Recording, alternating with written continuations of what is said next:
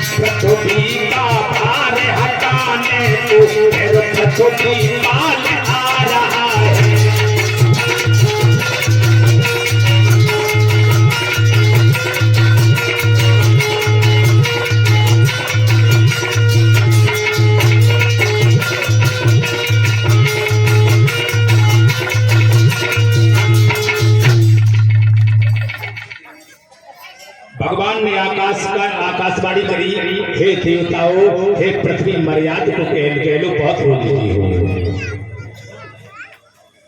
हम पृथ्वी का भार हटाने के लिए जल्दी आएंगे, लेकिन तुम्हें मेरा सहयोग करना पड़ेगा। तो देवता लोग चौंक पड़े। जब राम बन करके आए थे तब भी देवताओं से भगवान श्री राम ने कहा था मेरा सहयोग करो, तो उसमें रीछ बंदर बना दिया था, फिर कहीं रीछ बंदर न बनने पड़े। भगवान ने कहा कि बार रीछ बंदर नहीं बनाएंगे, तुम सभी देवता यहाँ से चले जाओ, ब्रज प्रदेश में जाकर के वंश में अवतार लो, और पीछे मैं भी आ जाऊंगा। देवताओं ने ब्रह्मा से पूछा अकेले जाएगा? बोले ना, भगवान ने ये कहा कि भगवान राधा रानी के साथ जब आ रहे हैं तो तुम भी अपनी पत्नी बच्चों के साथ जाओ। सभी देवता भगवान की बात मान करके चले, यदुवंश में आकर के अवतार लेने लगे। और इधर टीका लगो बसदेव के लिए चल चला था। बसदेव बड़े बाजे बाजे के साथ बटेश्वर से चले, मथुरा मंडल में जाकर के पहुंचे। कंस ने अपनी बहन देवकी के हाथ पीले किए, स्वयं कन्यादान लिया। मेरे भक्तों बड़ी खुशी थी। और जब विदाई का नंबर आया, कंस आगे बढ़ा, अपनी बहन देवकी को गोद में उठा लिया और रथ में जाकर के जब बैठाला तो देवकी रोने लगी, अपने भाई के गले से लग गई। देवकी फपक फपक के रोने लगी, भैया ए भैया, आज तक तुमने अपने साथ मुझे रखा, अपने साथ खेला खिलाया, और आज अपने से हमें अलग करने जा रहे। देवकी गला पकड़ के छाती से लग के रोने रोने। देवकी को रोते हुए देखा मेरे भैया, कंस की आंखों में आंसू आए गए। और कंस ने कहा बहन, पिता कितना भी धनवान क्यों ना हो, भाई कितना भी पैसे वाला क्यों ना हो, लेकिन लड़की को हमेशा अपने पास कोई नहीं रख पाया है। कंस रोने लगा। तो जब कंस रोया तो देवताओं में हलचल मच गई, उथल पुथल मच गई कि देवकी को विदा करते समय अगर कंस रो रहा है, कंस को दया आती रही तो देवकी का बालक देवकी नंदन इसे कंस को कभी नहीं मारेगा। कोई षड्यंत्र रचो। कंस ने देवकी को उठा करके पालकी में रख दिया। रथवान से सारा किया रथ को बढ़ाओ। रथ मथुरा मंडल से चला। कंस अपनी बहन देवकी को गांव से बाहर तक भेजने के लिए जाना था। वसुदेव के कंधे पर हाथ रख करके साथ में जा रहा था। देवताओं ने सोचा यही मौका है। जैसे ही मथुरा मंडल से रथ बाहर निकला, देवताओं ने आकाशवाणी कर दी, पत्र प्रग्रम कंस महाभाष्या शरीरवाक अस्याम त्वम अष्टभो गर्भो हंतायाम वैसे अबो। कंस तुम पागल हो, अबध हो, तुम पागल हो। देवताओं ने आकाशवाणी कर दी, जिस देवकी को इतने उत्सव के साथ आनंद के साथ तुम भेजने जा रहे हो, इसी का अष्टम गर्भ तेरा काल होगा। हंतायाम वैसे अबो। देवकी का 8वां गर्भ तेरा काल होगा। ये नहीं का लड़का होगा कि लड़की होगी। तो 8वां कौन मिली? लड़की कंस को चिंता हो जाती है। तो बात को गोल मोल कर दिया देवताओं ने। इसका 8वां गर्भ होगा, देवताओं के मान सम्मान को बढ़ाएगा और तेरे मान सम्मान को मिट्टी में मिला देगा। जैसे ही कंस के कानों में आवाज पहुंची, रथवान से इशारा किया, रथ को खड़ा कर दो। रथ को खड़ा करवा लिया, छलांग लगाई, रथ के ऊपर जाकर के कंस चढ़ गया। अपनी बहन देवकी की चोटी पकड़ी, केशव को पकड़ा और घसीट करके रथ से नीचे गिरा दिया। नंगी तलवार को निकाल दिया। बहन मुझे क्षमा करना, अपने भाई कंस का अंतिम परिणाम स्वीकार करो। देवकी बोली, भैया तुम्हें क्या हो गया? तुमने कोई नशा तो नहीं कर रखा है भैया? अभी तुम खुशी खुशी में मुझे विदा कर रहे थे, एकदम तुम्हें क्या हुआ? तुम मुझे मारने के लिए तैयार हो गए। भैया क्या हुआ? कंस ने कहा, क्या करें? जब प्राणों पर आ जाती है तो बेटे का बाप ना होता है। क्या तुमने आकाशवाणी को नहीं सुना? भैया क्या भैया आकाशवाणी? कंस ने कहा, आकाशवाणी ये कहती है कि तुम्हारा 8वां गर्भ मेरा काल होगा। देवकी ने हाथ जोड़ दिए, मेरे भैया तेरी मौत ना आए, मैं मरने के लिए तैयार। उठा तलवार मारते, काटते मेरे सर को। जब मैं नहीं रहूंगी तो बच्चा होगा नहीं। कंस ने तलवार को ऊपर उठाया, वसुदेव आगे बढ़ गए और वसुदेव ने हाथ को पकड़ लिया। भोजराज, कंस, हाँ कुंवर वसुदेव क्या कहना चाहती हो? अरे कंस, तुम्हारी तलवार ने बड़े बड़े बहादुरों के खून को पिया है। आज एक अबला बहन के खून से तलवार को क्यों कलंकित करना चाहती हो? तो फिर क्या करें? वसुदेव का सुन, देवकी से खतरा है कि देवकी की संतान से? बोले देवकी से कोई खतरा नहीं, देवकी की संतान से खतरा है। तो तुम ऐसा करो, अपनी बहन को मत मारो। वसुदेव रोकर के कहने लगे, कंस, मैं अपनी आंखों के सामने अपनी भूखी प्रिया को जड़ते हुआ नहीं देखना चाहता हूँ, इसलिए तुम ऐसा करो, मेरी प्रार्थना मान लो कि तलवार हनो मेरी गर्दन में, जब मेरा प्राण खो जाएगा, फिर बहन गला पाप भोगेगी और लला नहीं हो पाएगा। मैं मर जाऊंगा, तुम्हारी बहन को बच्चा नहीं होगा, बहन विधवा हो जाएगी। कंस कहने लगा, कुंवर वसुदेव तुमने ये कैसे कह दिया? ये कैसे कह दिया कि बच्चा नहीं होगा? अरे तुम नहीं जानते, धर्मशास्त्र कहता है, विद्या बनता बन लता, जे न तके कुल जात और जाई के जे ढेगरे ताई से लपटा। ये कैसे कह दिया? तब वसुदेव ने कहा, एक और मैं प्रमाण दे रहा हूं, अगर तुम्हें बहन के ऊपर खतरा हो तो मार दो, और बहन की संतान से खतरा है तो मेरे ऊपर विश्वास करो। गोधन की सौगंध, गायों की कसम खा गई, गोधन की सौगंध है, यमुना मैया साक्षी है, देवकी की कोख से जो बच्चा पैदा होगा वो मैं तुम्हें देता रहूंगा। मैं वसुदेव संकल्प करता हूँ। वसुदेव के संकल्प को सुनकर के कंस ने कहा, वसुदेव कहीं बच्चों के मुंह में तो नहीं पड़ जाओगे? कभी नहीं, जो हमने कह दिया वो कह दिया। सो कंस बोला, तो रथ मथुरा पटेश्वर नहीं जाएगा, रथ वापस लौटा लो, रथ मथुरा में लौटा लो। रथ को वापस लौटाया, मथुरा के बाहर रहने के लिए एक मकान बनवा दिया, उसी में वसुदेव देवकी को रख दिया। समय बीतता जा रहा है, 3 साल बीत गए और 3 साल के बाद में देवकी ने एक सुंदर से प्रथम बालक को जन्म दिया। जब बच्चा पैदा हुआ, वसुदेव को बताया, बसदेव ने कहा नहीं, हमने तुम्हारे भाई से संकल्प लिया है, बच्चा मुझे दे दो, हम तुम्हारे भाई के सामने ले जाएंगे। बच्चे को ले लिया और बालक को लेकर के बसदेव कंस के पास चले। कंस को बालक जाकर के समर्पित कर दिया। महाराज पहली भूख को लगा है। कंस ने बच्चे को ले लिया, बालक को देखा, कंस के हृदय में दया आ गई और कंस ने बसदेव को बच्चा वापस दे दिया। कैसे ले जाओ, निष्कारण इसे न मारूंगा, ले जाओ इसका सुख पाना, और 8वां गर्भ जब पैदा हो तब उसे यहाँ पर ले आना। बसदेव 8वां गर्भ हो तब भूल मत कर देना, उसे मेरे पास ले आना, इसे ले जाओ। बसदेव जी ने कंस को धन्यवाद दिया, बच्चे को लेकर के देवकी के पास में चले गए और देवकी की गोदी में बालक दे दिया। देवकी ने देखा तो देवकी ने कहा महारानी, बोले नहीं मारा। क्या कहा? 8वां हो तब ले आ। देवकी ने अपने भाई को आशीर्वाद दिया, मेरे भैया की लंबी उम्र हो, मेरे भाई ने मेरे बच्चे को छोड़ दिया। देवताओं में हलचल मच गई। पापी कंस को इसी तरह दया आती रही तो भगवान के आने में बहुत विलंब देरी हो जाए। बाबा नारद को प्रेरित किया। बाबा नारद चले, कंस के दरबार में जाकर के पहुंचे। कंस ने आते हुए बाबा नारद को देखा, सिंहासन से कूद पड़ा। नमो नमो निरंजनम, नमस्कार गुरुदेवता, वंदनम सर्वसात्वा प्राणायाम पारंगता। आइए देवर्षि नारद, आपका सम्मान है। ऊंचे आसन पर बैठाया, जलपान कराया। उसी समय कंस ने पूछा, कहिए कहां से आना हुआ? बोले कुछ नहीं, ऐसे ही जा रहे थे, तुम्हें याद आएगी इसलिए तुम्हारे पास चले आए। बहुत अच्छा किया। कंस बोले हाँ, तुम जे बताओ आज तुम रह करके कैसे मुस्कुरा रहे?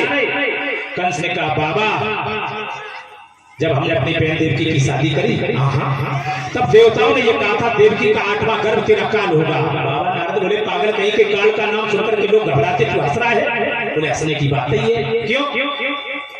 का थोड़ी देर पहले आ जाती, प्रथम बालक पहला बच्चा पैदा हुआ है। बाबा नारद बोले है कहाँ? बोले इसीलिए तो हंस रही, तुम पहले आ जाती बच्चा देखने को मिल जाता तो कहां कर दिया? कहीं नहीं, बसदेव को वापस दे दिया। बसदेव लेकर के चले गए। सोई बाबा नारद बड़ी जोर से हंसे और हंस करके बोले लला, विनाश काले विपरीत बुद्धि, हमें जिनगरो तुम्हें मौत आएगी। बोले क्यों? का तुमने ये कैसे जान लिया कि ये बालक पहला है और जे 8वां हो तब? कंस कहने लगा ये कैसे हो सकता है? पहला होता, 8वां होता है। बाबा नारद ने उसी समय अपनी झोली से कमल का फूल भक्तों निकाला। कहा ये कमल का फूल मेरे पास है और एक बात ध्यान रखना। बोले क्या? कमल के फूल में पंखुड़ियां गिनो। कंस ने पंखुड़ियां गिनी, 1 2 3 4 5 6 7 8। कितनी है? बोले 8। और तुम्हारा काल क्या है? पूरे 8वें गर्भ मेरा काल है। तो अब देखो, इस कमल के फूल की हर पंखुड़ी हम पहली बनाएंगे, हर 8वीं बनाएंगे। ये देवताओं का गणित है और गणित का सूत्र ही उल्टा होता है। इकाई उल्टी ओर से गिनना पड़ता है, गणित पड़ा होगा, उल्टी तरफ से गणित पढ़ा जाता है। गणित का सूत्र ही उल्टा है। और बाबा नारद ने एक जगह निशान लगवाया और गिनवाना शुरू किया। हर पंखुड़ी पहली, हर पंखुड़ी 8वीं। कैसे जान लिया ये बालक पहला है? ये 8वां हुआ तब। सोई कंस बोला कि जी हमसे गलती हो गई, बाबा नारद बोले इसीलिए हम चले आए। बाबा नारद वहां से चले गए और कंस भागा। देवकी बसदेव के पास पहुंचा, बच्चे को गोदी से छीन लिया, उठाकर के पृथ्वी पर पटक दिया। अनाथों से एक शब्द भी नहीं बना, एक शब्द भी नहीं कह पाए। राजन परीक्षित इसी तरह से बसदेव देवकी की आंखों के सामने पापी कंस ने 6 बच्चों को मार डाला, 6 बच्चों की हत्या कर। देवकी की कोख में जब 7वां गर्भ आया, भगवान ने योग माया को बुलाया और योग माया को बुला करके भगवान ने कहा योग माया, भगवान अपनी विश्वात्मा पितृजा कश्यप भयम यदुनाथ ने नाथा नाम योग माया समाधिसा। योग माया को निर्देश दिया, चली जाओ। देवकी की कोख में जो बालक पल रहा है उस बच्चे को खींच करके बसदेव की पत्नी बाबा नंद की आरती हुई है। ये नंद बसदेव के चचेरे भाई थे। बसदेव की पत्नी रोहिणी बाबा नंद की आरती हुई थी। भगवान ने योग माया से कहा जाओ देवकी के साथ में गर्भ को खींच करके रोड़ी को उधर में प्रविष्ट कर। योग माया चली, साथ में गर्भ को खींच करके रोड़ी को उधर में प्रविष्ट कर दिया।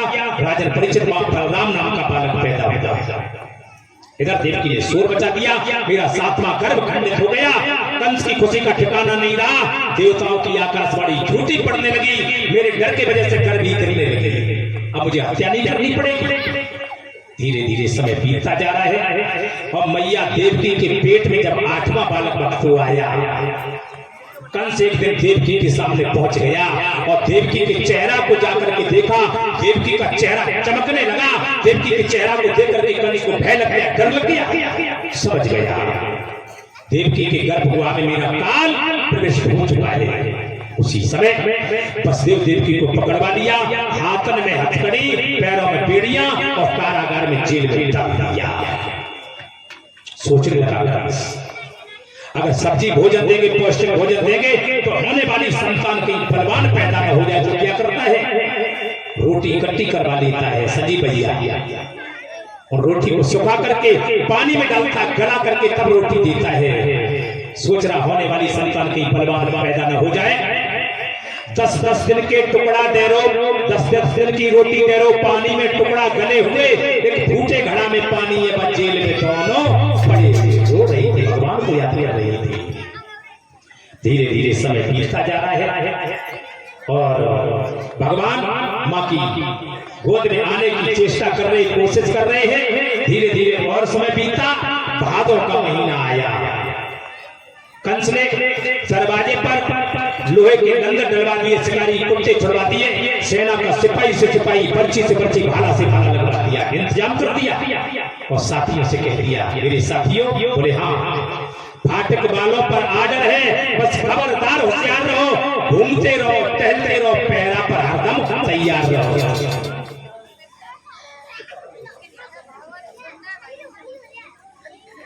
कितनी व्यवस्था बनाती? सुखदेव जी कहते हैं, देख लो राजा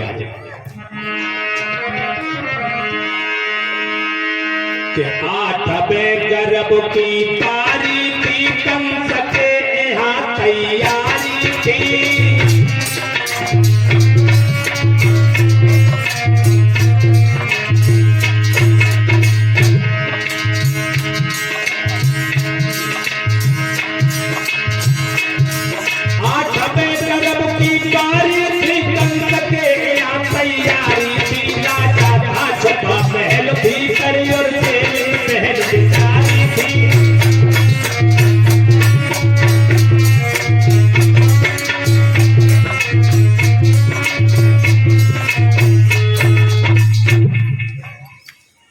भाले, बंदूकें, तलवारें, पर्चियां सजाई जान लगी और दरवाजे पर सुनो तला तौरी चौकियां।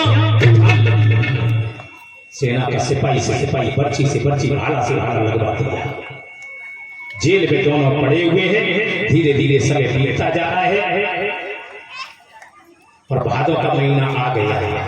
चैत्र अष्टमी दिन बुधवार, रोहिणी नक्षत्र था। रात्रि के लगभग 11 बज गए और जब रात्रि के लगभग 11 बजे देवकी को बड़ी जोर से प्यास लगी और जब प्यास लगी से रोए के पसदेव से बोली, महाराज, बोले हाँ, पेट में दर्द हो रहा है और बड़ी जोर से प्यास लगी। माताओं बहनों स्वयं अंदाजा लगा लेना, भाइयों अंदाजा लगा लेना, जिस माँ के पेट में बालक पड़ रहा हो, हाथन में हथकड़ी, पैरों में बेड़ियां और प्यास के कारण मूर्छित पड़ी हुई, क्या हालत होगी। देवकी ने रो करके कहा, नाथ महाराज, पानी की थोड़ी व्यवस्था बना दो, मेरा दम निकल जाएगा अगर पानी न मिला तो। रो करके बोली,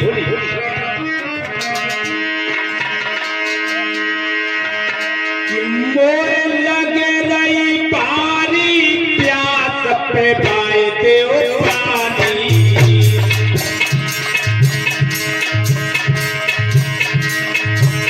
तब रोए रोए बतुदेव कहियो पानी।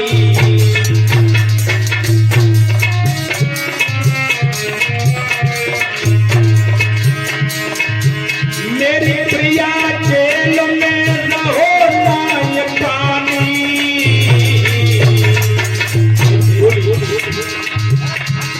बिन पानी के नाथो, बिन पानी के नाथ बचेगी अब नहीं जिंदगानी, बिन पानी के नाथो।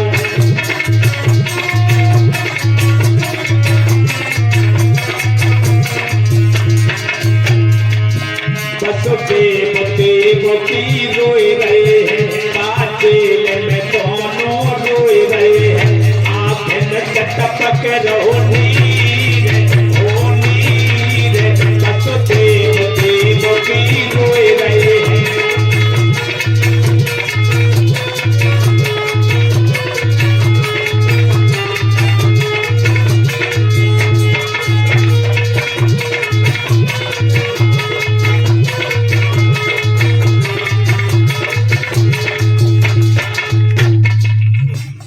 देवकी ने कहा, प्राणपति मेरे प्राण नहीं बचेंगे अगर पानी न मिला